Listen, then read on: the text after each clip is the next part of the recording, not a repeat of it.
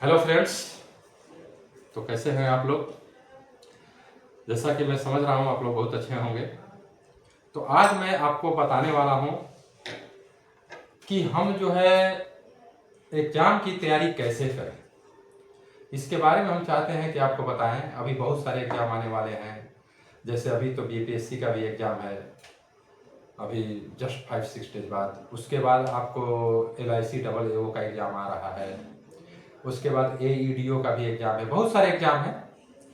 तो हमको एग्जाम की तैयारी कैसे करनी चाहिए, किस तरह से पढ़ाई करनी चाहिए, यही समस्या होता है। हम और क्या है, हम पढ़ाई कर रहे हैं लेकिन सबसे बड़ी समस्या हमारी क्या होती है कि हम कैसे तैयारी करें, वो हमें पता नहीं होता है। आप देखते होंगे या हम भी अपने लाइफ में किए हैं कि कई बार हम लोग एक साल में एक बार दो बार नहीं, 5 बार 6 बार रूटीन चेंज करते हैं, बनाते हैं कि इस तरह से पढ़ेंगे। पूरा मतलब जिस दिन बनाते हैं उस दिन उसको लगता है कि नहीं हम कंप्लीट कर ही लेंगे, हम ऐसे ही पढ़ेंगे। लेकिन फिर क्या होता है, फिर होता यही है कि हम आज रूटीन बनाते हैं और मुश्किल से 1 वीक 2 वीक जाते जाते वो सारा रूटीन फिर से फेल होने लगता है।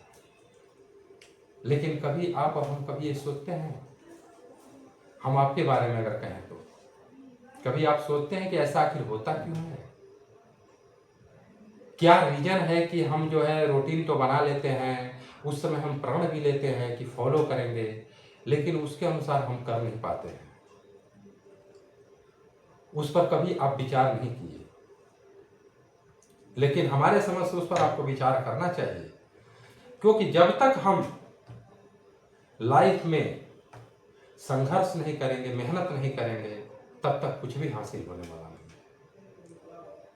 क्योंकि कहा गया है कि मेहनत प्लस किस्मत बराबर भाग्य। भाग्य तभी होता है या तभी बदलता है जब हम मेहनत करते हैं। लेकिन हम क्या हैं, दो चीजें हैं कि मेहनत हम कैसे करते हैं और कितना मेहनत करते हैं।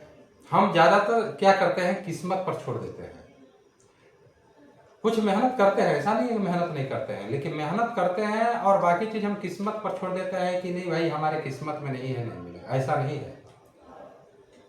अगर ऐसा होता तो जानते हैं जब हम पढ़ाई करते थे तो हम भी ऐसा ही सोचते थे, लेकिन कभी कभार ये भी सोचने पर मजबूर हो जाते थे कि भाई ऐसा क्या था जब भगवान खुद, देखिए आपको ब्रह्मा जी हों, शिव जी हों, सभी लोग वरदान देते थे जाकर के। किसको? आप रामायण महाभारत या जहां भी देखेंगे, जो उस समय दानव थे, राक्षस थे, वो जो है काफी मतलब पूजा पाठ इतना तपस्या करते थे, इतना तपस्या करते थे कि ईश्वर को मजबूर होकर के उनके सामने प्रकट होना पड़ता था और उनको कहना पड़ता था कि बस मैं तुम्हारी तपस्या से प्रसन्न हूं, तुम क्या वर मांगना चाहते हो। आखिर क्यों? जबकि उनको पता था कि वो किस चीज के लिए तपस्या कर रहा है और हमारे वरदान का ये सदुपयोग करेगा या दुरुपयोग। लेकिन उसके बावजूद भी उनको मजबूर होकर के वरदान देना पड़ता था, तथा अस्तु बोलना पड़ता था। क्यों? क्योंकि उनकी तपस्या भगवान के जो होते थे ना, उनके सिंहासन को हिला देता था। अगर वो पहले ही सोच लेते कि भाई हमारे भाग्य में है, या हम कैसे शंकर जी का त्रिशूल हासिल करेंगे, विष्णु जी का चक्र हासिल करेंगे, वो कैसे हो सकता, वो तो संभव ही नहीं है, तो क्या कभी कदापि ये हो पाता? लेकिन नहीं, वो ठान लेते थे कि हमको लेके रहना है। वैसे ही पढ़ाई में भी हमको वो ठानना पड़ता है, वो मान लेना है कि नहीं हमें ये प्राप्त करना है। और यकीन मानिए, मैं आपको विश्वास दिलाता हूं कि यदि आपने एक बार मन से ठान लिया ना, तो फिर वो लक्ष्य उसी तरह जैसे दानव कभी ठान लेते थे और पीछे नहीं हटते थे तपस्या से, उसी तरह आप भी अगर ठान लिए ना तो वो लक्ष्य प्राप्त करके ही रहेंगे। बस किसी भी चीज के लिए क्या है, सटीक रणनीति होनी चाहिए, सही दिशा में रणनीति। और हमें ऑलवेज ये भी होना चाहिए कि अपने स्वास्थ्य का भी ध्यान रखना चाहिए। पढ़ाई में ये भी बहुत जरूरी है। कभी कभार होता क्या है कि हम पढ़ने में इतने लीन हो जाते हैं या इस तरह का रूटीन बना के रख लेते हैं कि फिर हम अपने स्वास्थ्य पर ध्यान ही नहीं देते हैं। और मान लीजिए हमारा एग्जाम है, बीपीएससी का मान लीजिए हमने तैयारी शुरू किया, ये 2025 में देकर के अभी आज से ही हम 2026 में लग गए और हम इतने तन मन से लग गए कि हम अपने स्वास्थ्य को नहीं देख रहे हैं। और जब एग्जाम है उसके 1-2 मंथ पहले अनफॉर्चुनेटली हमारा तबीयत खराब हो जाता है। जिस समय हमें ज्यादा जरूरत है रिवीजन की, पढ़ने की, तो हम उस समय ही हमारा जो पढ़ाई का समय है वो बिल्कुल खराब हो जाता है, हम उस अनुसार प्रिपरेशन नहीं कर पाते हैं। तो ये भी हमें ऑलवेज ध्यान रखना होगा कि हम जब पढ़ाई करें तो साथ साथ स्वास्थ्य भी बेहतर होना चाहिए, क्योंकि कहा गया है कि हेल्थ इज वेल्थ, स्वास्थ्य धन है। तो उस पर हमें जरूर ध्यान देना है। अगर हम सब चीजों को मेंटेन करके चले तो मैं मानता हूं कि 1 साल या 2 साल के अंदर अगर हमारी सटीक रणनीति है, सही मार्गदर्शन है, मार्गदर्शन का भी होना बहुत जरूरी है और खुद पर विश्वास होना बहुत जरूरी है कि हम कर सकते हैं, तो निश्चित रूप से हम कर सकते हैं। अब है कि हम तैयारी कैसे कर रहे हैं, हम पढ़ाई कैसे करते हैं।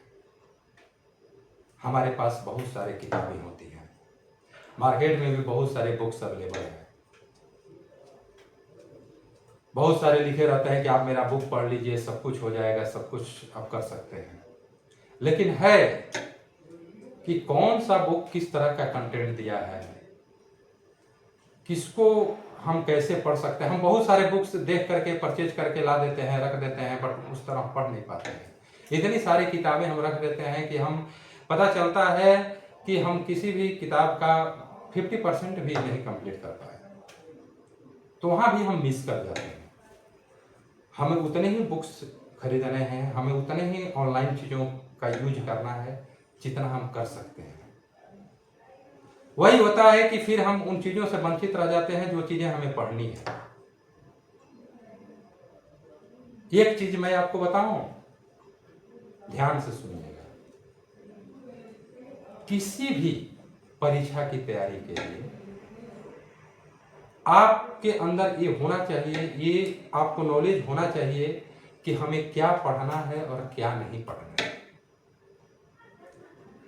आज का समय सोशल मीडिया का समय है, आपको इतनी चीजें परोसी जाती हैं कि आपको समझ में नहीं अगर आएगा तो आप उसी के बीच घूमते रह जाइएगा। तो आपको इसके लिए इतना तो नॉलेज होना चाहिए सबसे सटीक कि भाई परीक्षा में पूछता क्या है और हमें क्या पढ़ना है उसमें से। तो उसके लिए हम कैसे क्या करेंगे, इन सभी चीजों को हम आपको सटीक जानकारी देंगे, बताएंगे, कोशिश करेंगे कि आपका ऐसा मार्गदर्शन कर सकें ताकि आपका जो लक्ष्य है वो आप अपनी कड़ी मेहनत तो आपको ही करना है। चाहे मार्गदर्शन हम दे दें या कहीं भी आप चले जाइए यूट्यूब पर, चाहे जितने आप देख लीजिए सक्सेस मंत्र, मेहनत तो आपको करनी पड़ेगी। आपके पास जितना समय है उतना समय देना पड़ेगा। आप बोलेंगे हमारे पास कम समय है, भाई सोने का समय अगर आप 7 घंटे रखे हैं उसको 6 घंटे रख लीजिए, 6 घंटे रखें उसको 5.5 घंटे रख लीजिए। आपका जो दिनचर्या का टाइम कुछ ज्यादा है उसको कम कर लीजिए, लेकिन आपको पढ़ना पड़ेगा। चाहे जितना भी वीडियो देख लीजिए, कर लीजिए, पढ़ना पड़ेगा। तो मैं आपको ऐसा मार्गदर्शन करूंगा ताकि आपको वो मार्गदर्शन निश्चित रूप से सफलता के लिए वो मील का पत्थर साबित हो। हमारी यही कोशिश रहेगी। तो आप हमारी बातें बिल्कुल ध्यान से सुनिएगा। जैसे जब मैं पढ़ाई करता था तब मैं भी रूटीन बनाया करता था, ऐसे ही फेल हो जाया करता था। मुझे एक दिन समझ में आया, क्योंकि उस समय सोशल मीडिया नहीं था, उस समय अपने आप को खुद को मोटिवेट करना था। या तो कुछ किताबें आप पढ़ सकते थे, नहीं तो आपको खुद को जो है ये करना था, ठीक है, आपको मोटिवेट करना था। हम लोग के टाइम ऐसा नहीं था कि सोशल मीडिया से सब कुछ देख सकें, मोटिवेट कर सकें। तो हमारी कोशिश रहती थी कि हम स्वयं से मोटिवेट हों। उसके लिए अगर हमारा पर्सनल ओपिनियन आप जानना चाहिएगा तो मैं तो भाई हर 3 से 4 महीने पर अपनी लाइफ के बारे में भी लिखता था और कुछ कुछ चीजें लिखता रहता था कि भाई हम कहाँ पर हैं, क्या कर रहे हैं, या क्या सोचे थे 4 महीना पहले, अभी क्या कर रहे हैं, क्या हमने रूटीन बनाया था, क्या वो हम फॉलो कर रहे हैं। बहुत सारी चीजें लिखते रहते थे जिससे ये रहे कि हम कम से कम वो बना रहे, पटरी जो होता है ना पढ़ने का जो, वो बना रहे। और उसको फिर क्या होता है ना कि जब अगर आप लिख लिए है ना तो उसको हर 1 महीने 2 महीने पर देख लेने से एक अपने आप के अंदर एनर्जी आती है। सबसे बड़ा चीज है कि अगर आपको जीवन में सफल होना है ना तो खुद से मोटिवेशन होना चाहिए, खुद से मोटिवेट होइए। और जो व्यक्ति, मैं मानता हूं जो भी स्टूडेंट, आप अगर खुद से मोटिवेट होते हैं उससे बड़ा मोटिवेशनल कुछ नहीं है, चाहे जितना मोटिवेशनल स्पीच देख लीजिए। तो मैं आज आपको गाइड करने जा रहा हूं। देखिए कैसे एग्जाम की तैयारी करें, उसके लिए हम 7-8 पॉइंट्स बताएंगे। उसको अगर आप फॉलो करेंगे और उस पर मेहनत करेंगे तो मुझे लगता है कि आपकी सफलता आपके पास होगी। देखिए सर्वप्रथम क्या है, सर्वप्रथम हमें यह जानकारी होनी चाहिए कि परीक्षा में कौन कौन से विषय हैं, कौन कौन से प्रश्न आते हैं और कितने प्रश्न आते हैं, वो भी हमें जानकारी होना चाहिए। दूसरा क्या है कि सभी विषयों का चयन जो है ना, जितने भी विषय आप चयन उसमें आते हैं परीक्षा में, उन सभी विषयों का चयन के लिए एक निर्धारित समय होना चाहिए। इसके लिए क्या है, अब निर्धारित समय कहने का मतलब क्या है कि जैसे आपका मान लीजिए मैथ बहुत अच्छा है, मान के चलिए सपोज दैट मैं इसी को लेके चलूं, अगर बीपीएससी का जो एग्जाम है 6 दिन का, उसी को हम लेके चलें तो उसमें आपका करंट अफेयर्स है, बिहार स्पेशल है ना, उसके बाद सोशल साइंस है, अब उसमें हिस्ट्री है, ज्योग्राफी है, पॉलिटी है ना, बायोलॉजी है, फिजिक्स है, इसके बाद करंट है। अब आपको देखना है कि उसमें से किसमें से कितना प्रश्न आता है, पहला तो ये होना चाहिए। दूसरा ये होना चाहिए कि आपका उसमें क्या मजबूत है। अगर जो विषय मजबूत है उस पर थोड़ा कम समय देंगे और जो विषय थोड़ा कमजोर है उस पर थोड़ा ज्यादा समय देंगे, और जो विषय बिल्कुल आपको नहीं आ पा रहा है, आप कोशिश कर रहे हैं, उस पर हमारे हिसाब से बहुत ज्यादा समय न दे करके उन विषयों को देंगे जो हमको या तो बहुत आता है या थोड़ा कम आता है, उनकी तैयारी करेंगे। यानी मेरे को 80 से 85% की तैयारी रखनी होगी। कारण क्या होता है कभी कभी कि हम 100% के चक्कर में पड़ जाते हैं। भाई परीक्षा में क्वालिफाई होने के लिए हमें कितना मार्क्स चाहिए, 80%।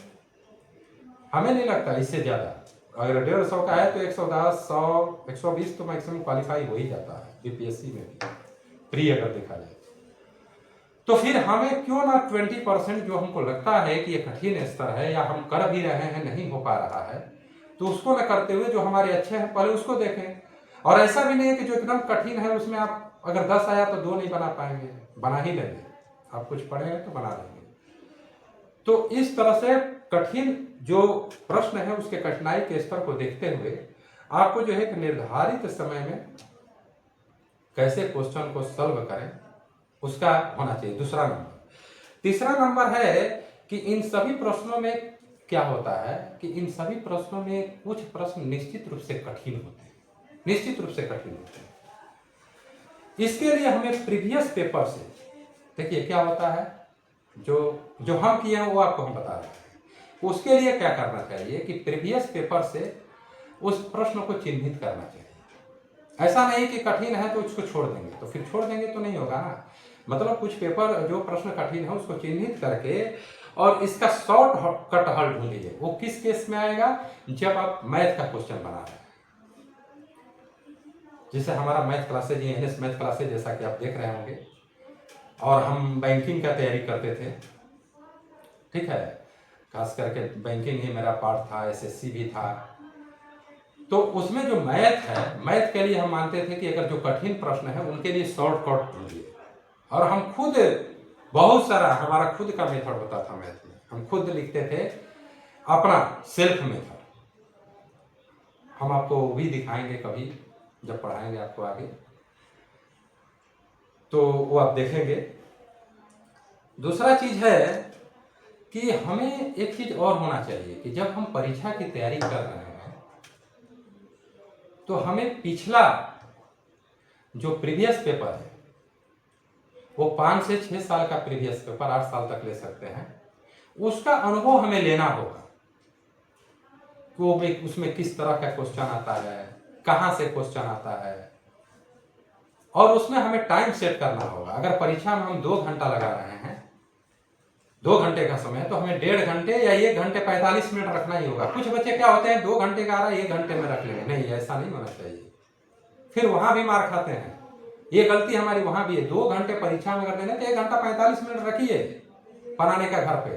अगर ज्यादा कम रखिएगा, जल्दी बनाइएगा, फिर गलतियां होंगी, फिर वो सुधार नहीं होगा। अगर कोई टीचर आपको बताता है तो मेरे हिसाब से तो वो गलत है। 2 घंटा अगर परीक्षा में समय है तो आप घर पर अगर बहुत तेज है तो 1.5 घंटा रखिए, लेकिन अगर आप लोअर है तो 1 घंटा 45 मिनट से कम मत रखिए, 15 मिनट बस मार्जिन रखिए घर पर। क्योंकि परीक्षा में ऐसा नहीं है कि आपका 1.5 घंटा ओवर ले लिया जाएगा पेपर, तो 1 घंटा 45 मिनट रखिए जिसमें आप अच्छे से क्वेश्चन को सॉल्व कर पाइए, और 1 घंटा 45 मिनट में प्रयास करिए कि सॉल्व करें। तो उस चौथा पॉइंट हमने जो बताया ये कि आपको प्रीवियस पेपर का अनुभव लेना होगा। और हम 5वां जो बता रहे हैं वो दूसरे पॉइंट में ही हम बता चुके हैं कि भाई हमको अनुभव के आधार पर अपनी कमजोरी, क्योंकि देखिए सबके पढ़ने की शैली, पढ़ने का जो विषय है, किस में वो कमजोर है, किस में मजबूत है, हमें जानते हैं। जैसे हमारा मैथ और रीजनिंग बहुत मजबूत था, लेकिन हम इंग्लिश में थोड़ा कमजोर थे।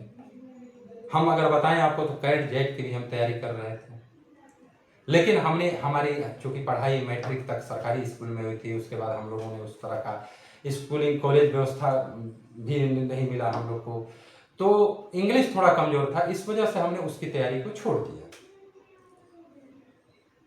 तो अब क्या मजबूत है क्या कमजोर है उसके अनुसार आपको जो है विषय का चयन करना होगा, निर्धारण करना होगा समय का, ठीक है। उसके बाद हमें क्या है कि सभी विषयों से संबंधित प्रश्नों की सूची बनानी होगी। इसके प्रश्न किस सेक्शन से आते हैं वो सबसे ज्यादा हमको ध्यान देना, कि हिस्ट्री से कितना आता है, ज्योग्राफी से कितना आता है, करंट अफेयर्स कैसे, मतलब करंट अफेयर्स से कितना आता है, वो सूची बनानी होगी। तभी हम जो है क्या होगा कि हम जो है पढ़ाई कर पाएंगे, ठीक है। वो 6वां हमारा था। 7वां था कि चूंकि सभी विषयों में क्वालिफाई होना आवश्यक है, इसलिए ध्यान रखना आवश्यक है। अब ऐसा नहीं है कि हम जो है 4 विषय खूब अच्छे से पढ़ लीजिए, अगर बैंक का ही ले लीजिए तो क्या है, मैथ है, रीजनिंग है, इंग्लिश है, कंप्यूटर है, करंट अफेयर्स है। और क्या हुआ कि हमने इंग्लिश भी पढ़ लिया, करंट अफेयर्स भी पढ़ लिया, मैथ, इंग्लिश, कंप्यूटर जो है हम पढ़े नहीं और उस पर ध्यान ही नहीं दिए। तो भाई क्वालिफाई तो होना जरूरी है, अगर क्वालिफाई ही नहीं होंगे तो फिर सारी बेकार हो जाएगी। तो हमको सभी विषय का ध्यान रखना होगा, ठीक है, उसके अनुसार हमें तैयारी करनी ही होगी। उसके बाद है कि हमें प्रीवियस पेपर, जो भी एग्जाम की आप तैयारी करें, कोई भी एग्जाम, उसके प्रीवियस पेपर को अल्टरनेटली हल करना ही होगा। अल्टरनेटली कम से कम करिए, अगर डेली नहीं कर सकते तो अल्टरनेटली करिए। और प्रीवियस पेपर अगर आप अच्छे से बनाते हैं ना, उसका आप व्याख्या पढ़िए, डिस्क्रिप्शन जो है अगर अच्छे से पढ़ते हैं, बनाते हैं, तो मैं मानता हूं 50 से 60% तो ऐसे आपका क्लियर होगा। और अगर आप बीपीएससी की तैयारी कर रहे हैं ना, या बिहार दरोगा की तैयारी कर रहे हैं, जो है बिहार पुलिस की मैं मान रहा हूं, उसके लिए अगर आप लुसेंट पढ़ते हैं ना तो पर्याप्त है। बहुत सारे लोग बहुत सी चीजें बताएंगे, हम कह रहे हैं लुसेंट आप पढ़ लीजिए ना अच्छे से, करंट अफेयर्स पढ़िए, फिर बाकी आपकी चीजें जो उसमें आता है वो सभी पढ़िए। और 8वां पॉइंट है कि हमें जो चीजें, जैसे करंट अफेयर्स जो है उसमें बहुत आता है बीपीएससी एग्जाम में, तो हमको करेंट अफेयर्स जो है ना डेली बेसिस पर रखना पड़ेगा, कम से कम 1 से 1.5 घंटे तो रख ही लीजिए। अब है कि हमको करंट अफेयर्स की तैयारी कैसे करनी है। हम जब पढ़ते थे ना बैंक एग्जाम की जब तैयारी कर रहे थे तो उसमें करंट अफेयर्स से भी 50 क्वेश्चन आता है, जीएस से कहिए। तो हम क्या करते थे, हम तो सबके तरीके अलग अलग हैं, हम भी बहुत ज्यादा बुक पर ध्यान नहीं देते कि बहुत तरह का बुक पढ़िए। कहा गया है कि 10 बुक पढ़ने से अच्छा है कि एक ही बुक को 10 बार पढ़िए तो अच्छा नॉलेज हो। लेकिन ऐसा भी नहीं है, 1, 2, 3 आप रख सकते हैं बुक्स। जहाँ कमजोरी है ना, जैसे हम इंग्लिश की तैयारी कर रहे थे, हम बहुत जोर से तैयारी कर रहे थे, तो हम उस वक्त क्या करते थे, हमने 3 बुक रखा था। क्यों कि जैसे मान लीजिए एक में नाउन पढ़े, एक में हमारा एडजेक्टिव चल रहा है, एक में मान लीजिए प्रोनाउन चल रहा है, फिर पीछे से एक में नाउन आया, तो वो क्या है, ऐसे रिवीजन हो जाता है। उसी तरह से करंट अफेयर्स में आप 2 बुकें रख सकते हैं, अगर है तो 3 बुक रख लीजिए। जैसे प्रतियोगिता दर्पण, हमारे समय में प्रतियोगिता दर्पण हम रखते थे, सामान्य ज्ञान दर्पण रखते थे, और 2 छोटा था सक्सेस मिरर, और क्या बोलते हैं सामान्य ज्ञान एवं घटना विश्व दर्पण। क्यों रखते थे उसको कि जैसे इसमें जो करंट अफेयर्स पढ़े उसमें भी सेम है, लेकिन इसमें कुछ चल रहा है उसमें कुछ चल रहा है, एक ही करंट अफेयर्स महीने में 4 बार पढ़े कि भाई भारत के प्रधानमंत्री कौन है, तो नरेंद्र मोदी। तो वो 4 बार आ गया, मतलब आज पढ़े 10वें दिन बाद मान लीजिए प्रतियोगिता दर्पण में आ गया, फिर उसके बाद 5वें दिन फिर सामान्य ज्ञान विश्व घटना दर्पण में आ गया, तो वो चीज याद हो जाती है। तो वैसे है, तो इस तरह से मैं मानता हूं कि अगर इस तरह से आप अपनी तैयारी करते हैं सिलेबस को रख करके, तो आप निश्चित रूप से बहुत जल्द अगला बीपीएससी, अगर आप बैठेंगे, बीपीएससी की भी तैयारी की मैं बात कर रहा हूं, तो आपका प्री 100% निकलेगा, आप उसके योग्य होंगे। तो आपको इस तरह से अपनी तैयारी करनी है। और अगर आपको उसके बाद भी समझ में नहीं आता है तो हमें कमेंट बॉक्स में लिखिए, हम आपको पूरी कोशिश करेंगे, हम आपको अच्छे से गाइड करेंगे। तो देखिए हमारा वीडियो कैसा लगा आप लोग को, जैसा अगर अच्छा लगता है तो आप लाइक जरूर करें, कमेंट करें, और सब्सक्रिप्शन जरूर करें हमारे वीडियो को, ताकि हम आपको अच्छा गाइडेंस दे सकें कि परीक्षा की तैयारी कैसे करें। या अभी हमारे बहुत सारी चीज़ें आएंगी, आपको हम आपको गाइड करते रहेंगे। तब तक के लिए आप सभी को अगला जो एग्ज़ाम है 6 दिन बाद, उसके लिए भविष्य की ढेर सारी शुभकामनाएं। जय हिंद।